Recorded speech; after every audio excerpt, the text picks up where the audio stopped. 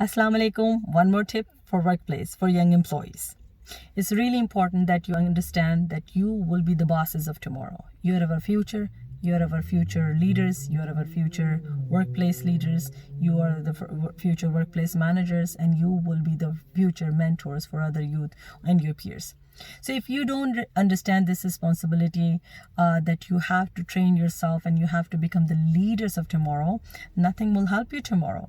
You will not be able to manage your own team. You will not be able to manage your own workplace. You will not be able to manage your own responsibilities or team delegation. So it's really important that you actually take the ownership of your role. Whatever your role title is, whatever you are hired for, try to become the leader of tomorrow. By speaking with your mentors, taking extra responsibilities, taking the lead on projects, taking the lead on events, taking the lead of different initiatives, push for it. I want to be the lead. I want to be at the public speaking.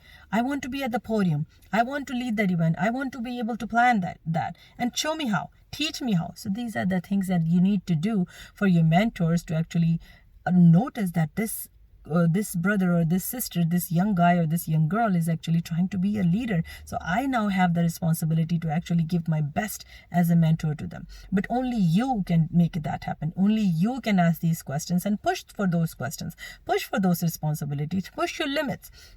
Even if it's outside your work hour, connect with your mentor. Okay, I'm not getting paid for that, but I need to learn this from you. I need to understand this from you. Talk to your managers. I need extra responsibilities so I can secure my future as a would-be employee and would-be professional worker. Maybe you are in your final year and you have to get into the job market next year. You might not get another opportunity to be hired as a summer student because you're either outside of the age limit or you either don't qualify as an existing continuing student.